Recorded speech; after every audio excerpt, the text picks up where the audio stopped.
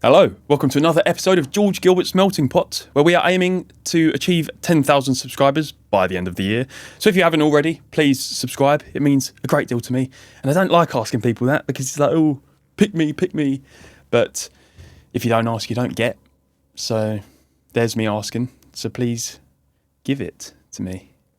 Anyway, today, first things first, today we are also glorifying British manufacturing, British fashion, because British-made fashion, I think, is the best quality in the world, and look at it. These are from a company called Wear London, just grey joggers, but there's something about them. That quintessential British twang on fashion is unlike most other countries, I'd say.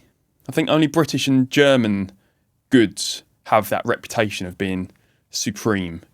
And not enough people wear British-made goods anymore. So I try and make it my mission to wear at least one thing made in the UK on my body at all times. And today it's my trousers. So thank you very much. And now we're going to crack on. You might have seen on my Instagram story that I asked during the week if anyone has any questions, because I plan to do a Q&A all about Big Brother. I keep getting people DMing me still.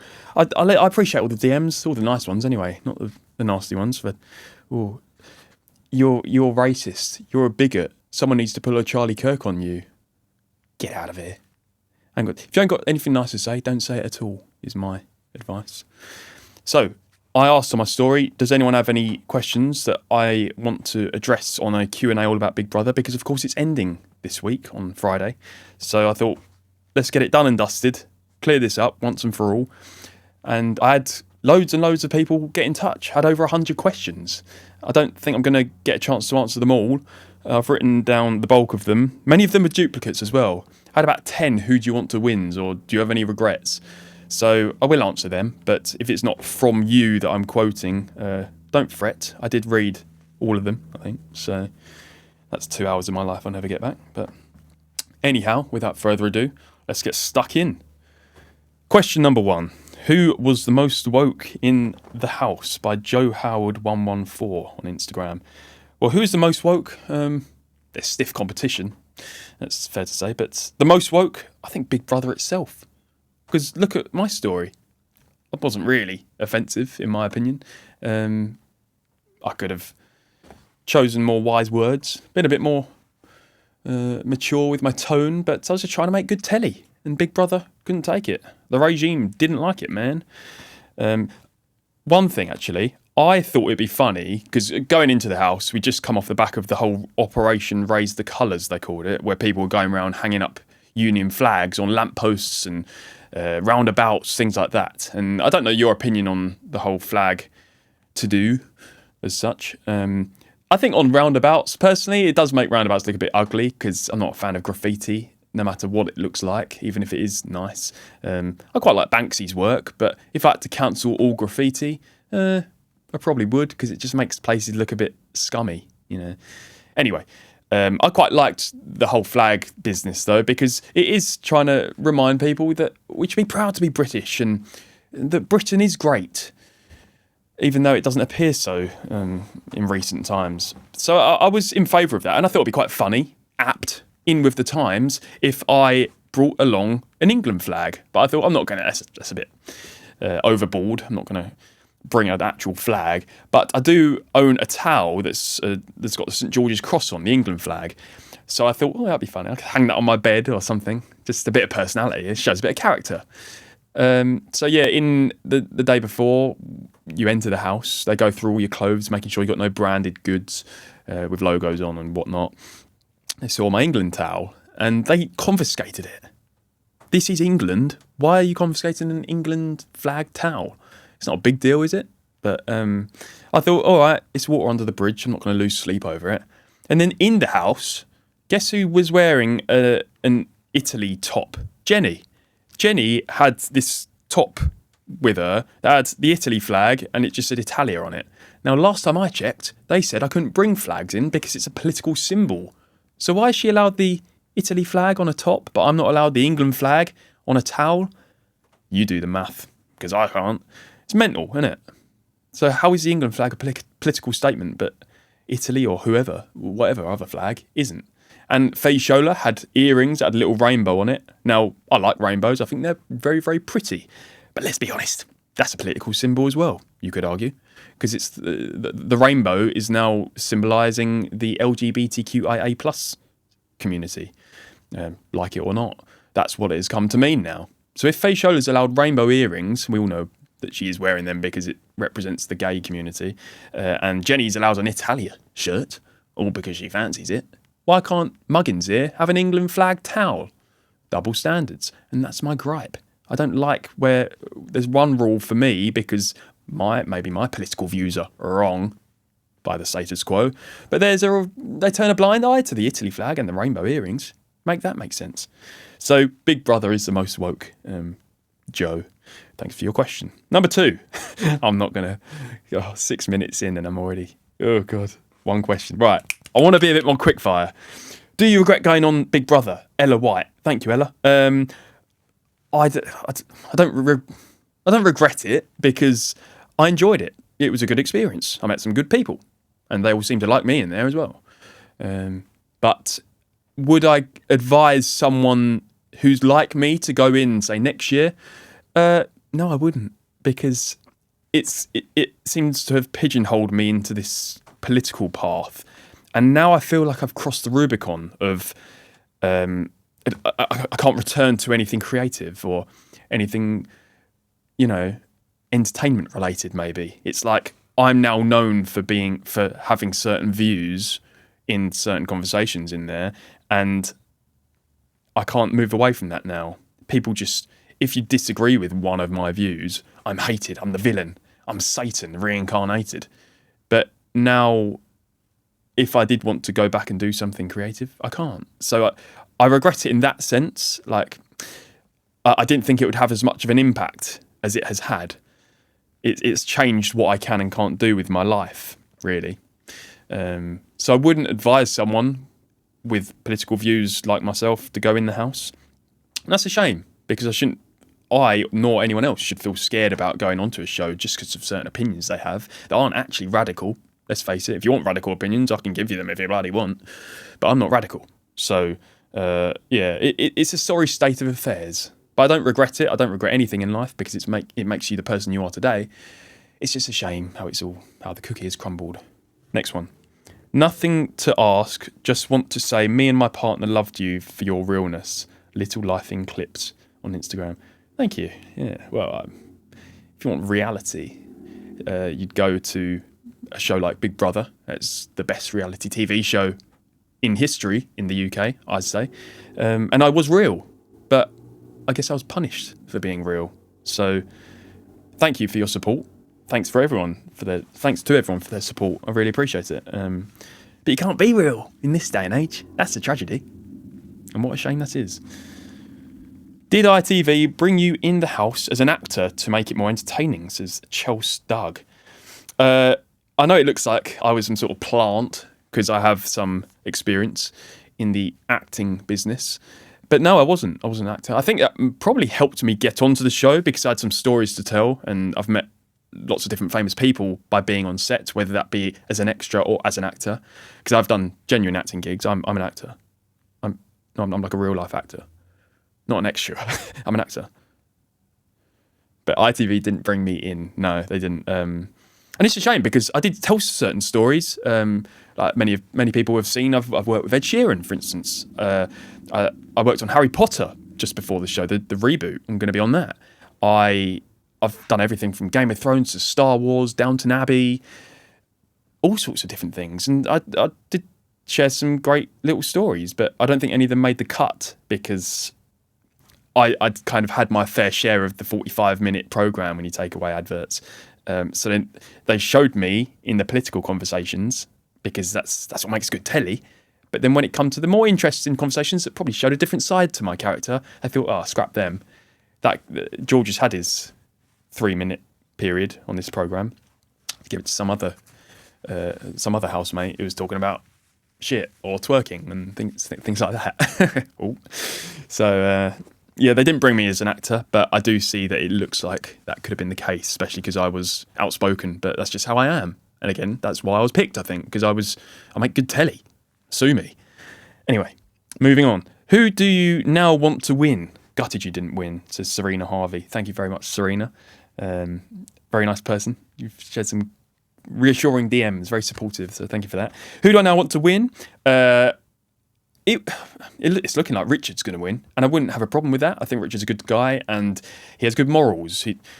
He's a net positive to society, you could say, and he's certainly not the Antichrist like Caroline claims. What is her problem with Richard? I love Caroline, but come on.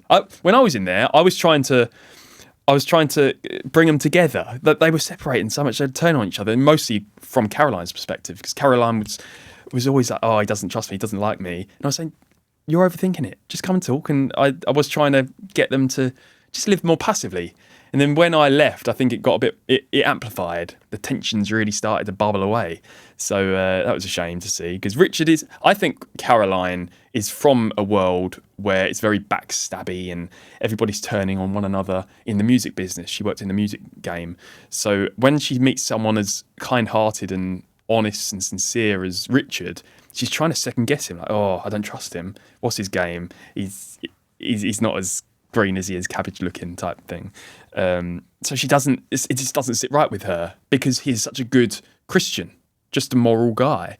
I just don't think they were bound to get on from the get go. And I was trying to, as I was trying to help them get along, but I wasn't in there long enough to do that.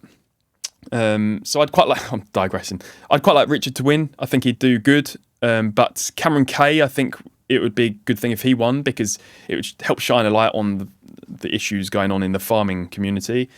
And 100 grand is a lot of money. Maybe he could help put that to good use. We all know farmers use very obsolete equipment and he could buy a new tractor, for instance. So Cameron Kay, I think it'd be a good thing for him to win. And Richard, again, I think he'd do good things with the money, as would Cameron. So, in terms of what they do with the money, Richard or Cameron Kay. But Tate and Marcus were good pals of mine in there.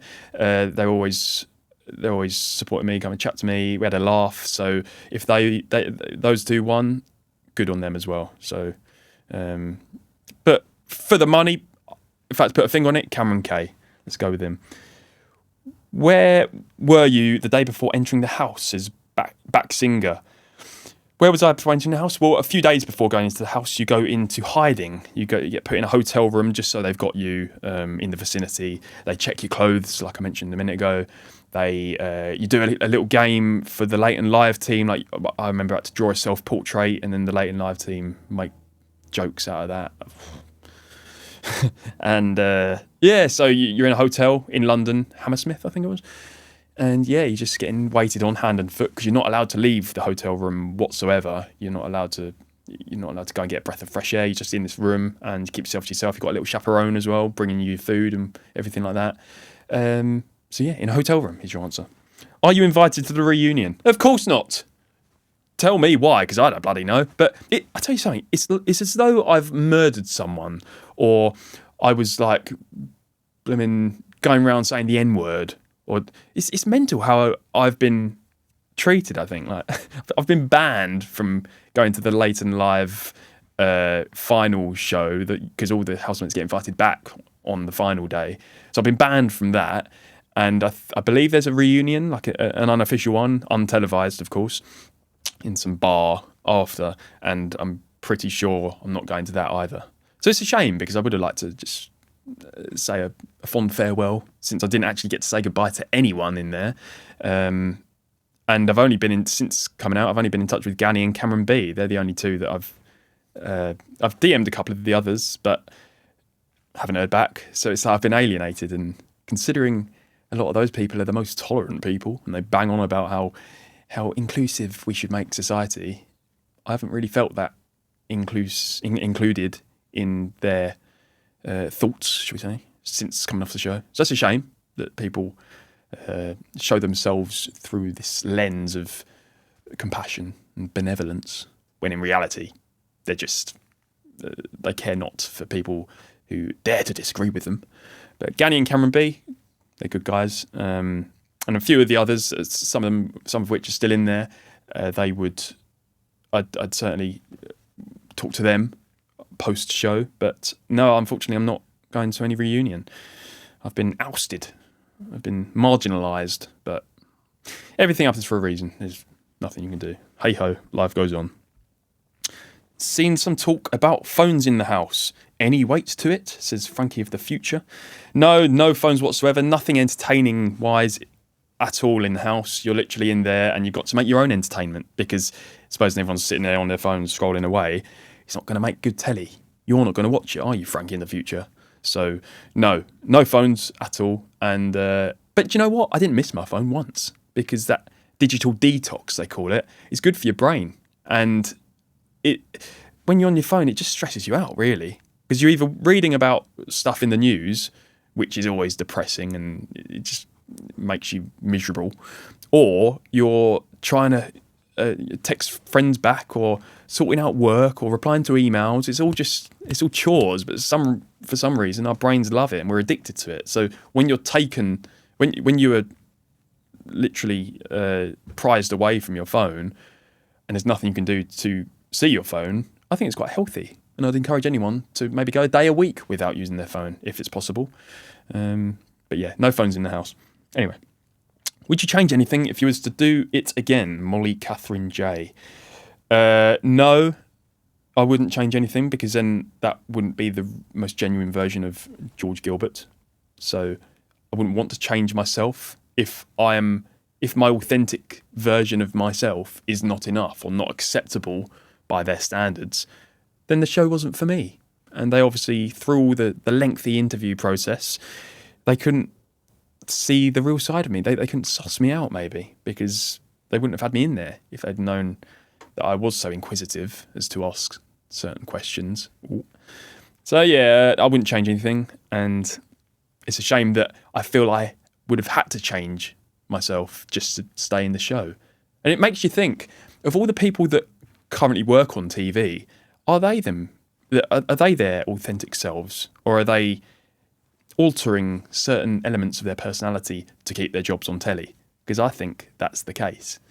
I think everyone's playing the game, everyone's just saying the right things, going with the grain, not rocking the boat in any way, shape or form, because they care more about earning and taking home each week or month or however often they're on telly than they do about sticking to their standards and their ethics. So I certainly wouldn't change myself, and it's a shame that you can't be yourself if you want to work on telly, because that's what we're saying here, isn't it? Shame. Anyway, do you think BB is mostly staged? No, many reality shows are staged. Like Love Island, apparently the director literally walks in and say, right, you go and talk to him, and then you argue back and talk about this, bring this up. That's very, very fake. They call it reality TV. There's nothing real about that. But Big Brother, I think that's more real than any other reality show from what I saw, because it is just, of course, you play tasks and stuff, but it's not staged at all, and got no quarrels with the Big Brother production team in that sense. Very genuine. You're a legend. Wrong, you're. That's Y-O-U-R. You missed the E and the apostrophe. You're a legend. Thank you, though. You're a legend. I just want to say it 3 times. 4. You're a legend. Have you been invited back for the final? Guttridge Harry. Thank you, Harry. No, I've not been invited. That's a duplicate, sort of. But yeah, unfortunately not. They said I'm not allowed, even though I was played a substantial role in this series, I'd say, even though I was only in there 10 days. And a lot of people want to see me there for the final. So yeah, it's upsetting, but no, I won't be at the final. Did you rewatch the episodes you were in after you left? Says Bertie Solitary. Thank you, Bertie. I did. My mum and my brother were like, George, you got to watch it, because they might have shown you talking about a certain thing, or in a certain conversation they edit it so it looks like you're saying something you don't mean, or or you got to know who's chatting about you behind your back, sort of thing. So I should watch it, and I got about 2 episodes in, but do you know, I get a sickening feeling. I don't want to watch it. I know how it ends, and it makes me it's quite melancholic, because I was looking forward to it so much and I was thoroughly enjoying it. But it's taken the gloss off of all telly programmes, really, how it all ended up. So I've tried to rewatch it, and I think I do want to, for my own sake, so I can get out there and say, oh, this isn't how it looks. I know they've made me look like some sort of villain here, but that's not what I was saying. And even on the second night, when I was talking to Tasia about immigration, there were many points I made that weren't included in the final edit, and it would have made me seem more forthcoming and, pleasant, if you like. It's like they've amplified the nastiness in the way in my tone and the way I was responding to people. And with Cameron Kay, I think it was quite a popular one where I was telling him not to eat biscuits in that morning, and I told him not to eat biscuits because it's unhealthy, but I'm looking out for him. He told me he's trying to lose weight in the house, and then he's sitting there eating Maryland cookies at 9:30 a.m. So I was telling him not to, because it's not good for your body. But they don't show the parts where I was saying, Cameron, you're better than that. Come on, use be a bit more headstrong and go without things that are nice because you want to lose weight, and I want to see you healthier, mate. Because he wants to lose weight to be healthier and live with more confidence. He says he gets a bit inconfident because of his weight, and I'm on his side. I don't want him to eat cookies for his sake. I don't give a toss. If someone's fat, that's their prerogative. But if I can help them to make better dietary choices, I will try. But they don't show the bit where I'm being nice and trying to wane him off of the idea of eating cookies at 9:30 in the morning, because it makes good telly if they've got a villain. Little things like that, and it moulds you into this character that most people don't like, and that's why I've had my fair share of hateful messages and stuff like that. But same with Zila in the conversation about Buzz Lightyear kissing another man in the Buzz Lightyear film. I made some good points there, and I don't think they were shown either, because I watched the clip of that conversation, and so much was missed out. It made me look a bit like an airhead. I didn't know what I was talking about, and it's not how it worked. But oh well, what can you do? Don't trust everything you see on telly, is my advice. Anyway, what happens on the day the show isn't on air on Saturdays? Says JLaw5400. You just live normally, and if anything good happens, it just goes in the Sunday show. Because I had the same thought. Oh, what, they bring out board games or something? Do you get to venture downtown? No, you just live a normal day in a Big Brother house, and if they just got to combine 2 days worth in the Sunday show, that's all that happens. So very boring, but there you go. Did you ever reach out to Leighton Live for being so horrible? No point. I raised it with the director over the phone after I was booted out. She just checked on how I was, and I said I wasn't happy with the Leighton Live team because what they said to me could be deemed as offensive language. Now, if I said some of the stuff they said about me, if I said that to Sam, who was offended by something I said in there, then I would have been warned. Yet they've got people on their payroll chatting gobbledygook about me, and they get off scot-free. They're paid to do that. So why am I being warned when they're being paid? Is it that they think... Is it they're throwing hate on someone of my ideology, and I'm offending someone more to the left, maybe? I don't know. But it's double standards again. It's a big contradiction. So, yeah. I did raise it with them, but I'm not going to take things down a litigious path because I just want it done and dusted. I can't be arsed for it, to be honest. Anyway, would you do any other reality shows again? Says Steham83. No, because it just looks like I'm fame hungry then. Not anything to get on telly. That's not what I'm about. I wasn't even that inclined to do Big Brother, but I thought, all right, let's do it. And look how that ended up. So there's no point.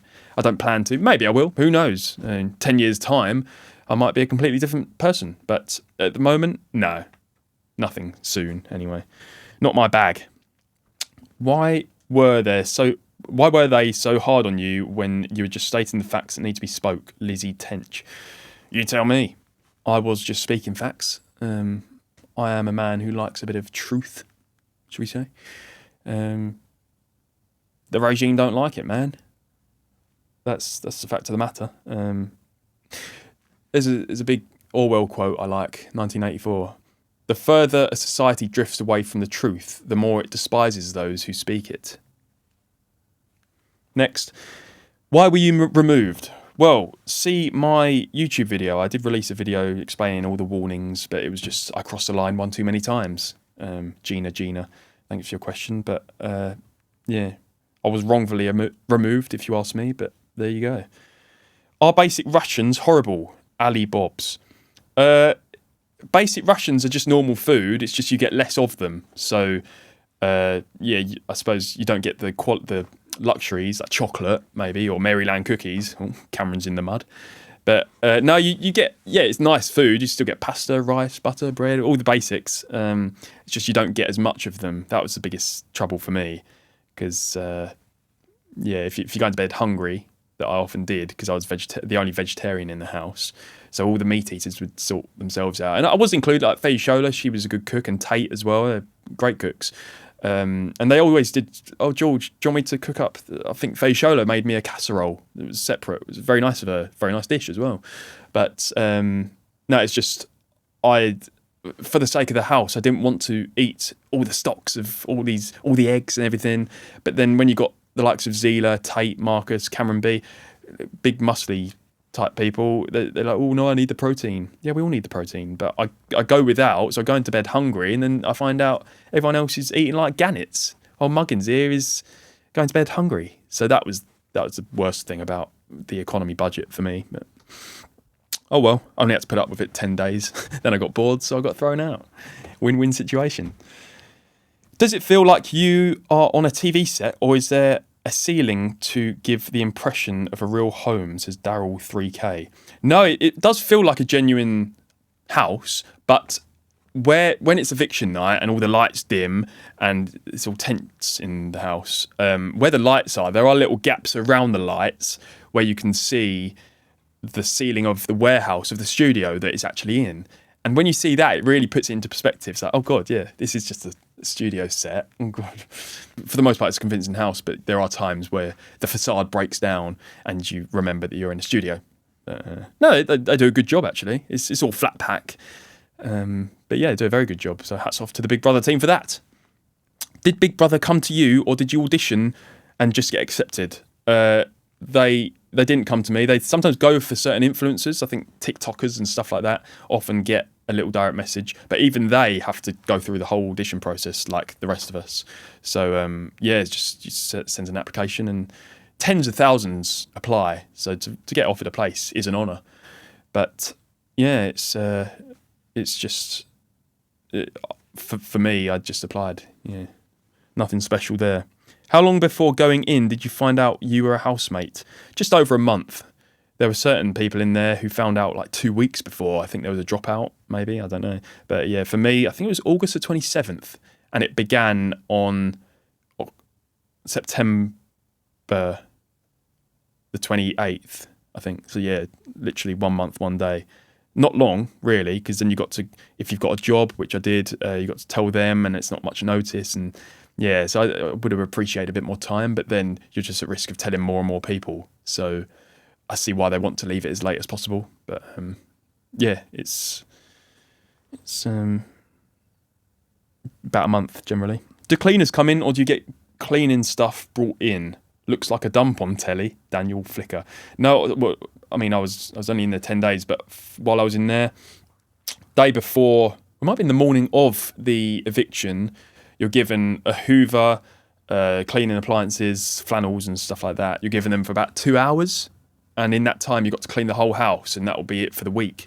So you only get you get a Hoover brought in, but yeah, you only get it a couple of hours a week, so not long, and that's probably why it's a dump.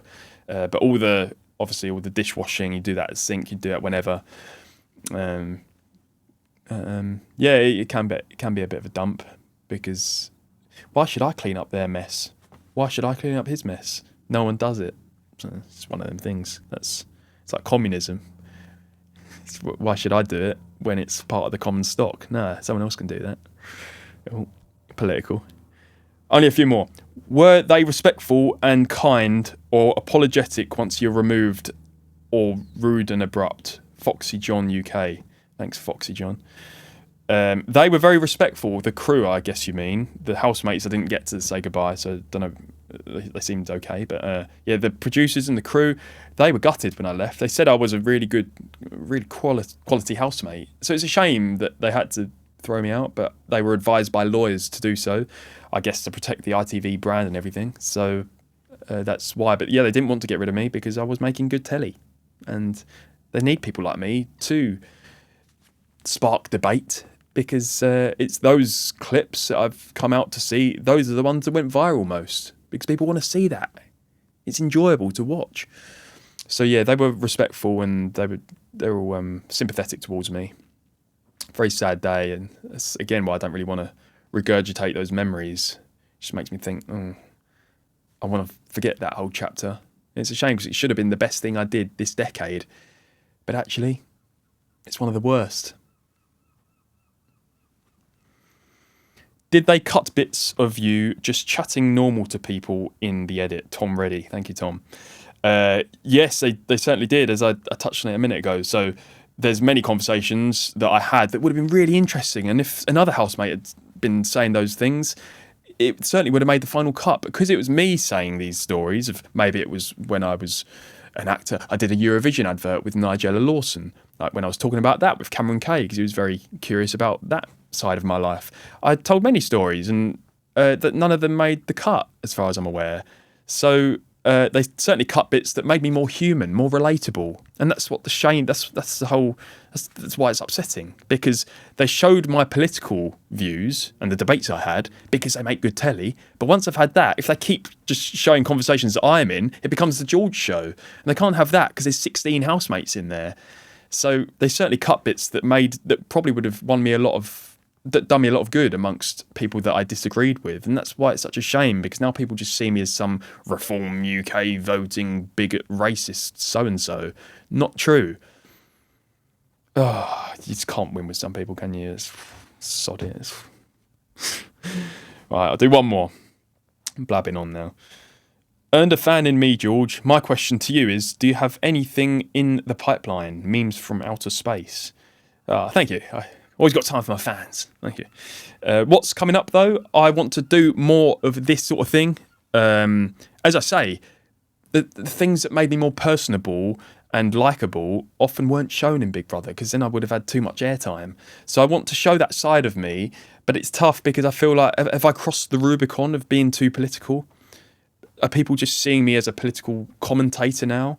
It's like the pigeonhole that I've fallen into, like it or not.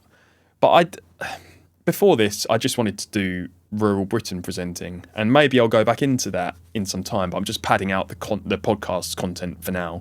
So yeah, I'm going to carry on with YouTube with this podcast. I want to get some guests in as well, because I feel like I bounce off them better, and it just spark more interesting conversations rather than me just over and out to the camera solo. So yeah, I want to spice this up a bit. I'm just getting a bit of content out there first, so hold your horses. Good things will come. And yeah, I also want to write a book. I want to author my first book next year, ideally. It's a big commitment, though. You need a lot of time towards that, especially if you're going to write about something that's quite deep, some sort of thought leadership book. So yeah, I write a book, continue with YouTube, but diversify my content a bit more. So not just this podcast. I'm going to be doing other things, and that's why you should subscribe, please. 10,000 by the end of the year is the goal. I'm on about 9.4 right now, so that would really mean a lot to me. So if you could. And yeah, it's a book, YouTube, more of this podcast, and see what comes my way. Just got to keep your options open. Anyhow, I'm going to leave it there because I'm getting on a bit now. So thank you all very much for watching. Keep wearing Made in Britain stuff, because that's the good thing to do. Don't believe everything you see on telly or that you read about people in the newspapers, because often it's all a load of codswallop. And let's be kind, shall we? Yeah. Hashtag be kind. Please like and subscribe. Thank you very much for watching, and follow if you're listening on Spotify or anything like that, and give the show a rate out of 5. It would really mean a lot. And I shall see you soon. Thank you very much for watching.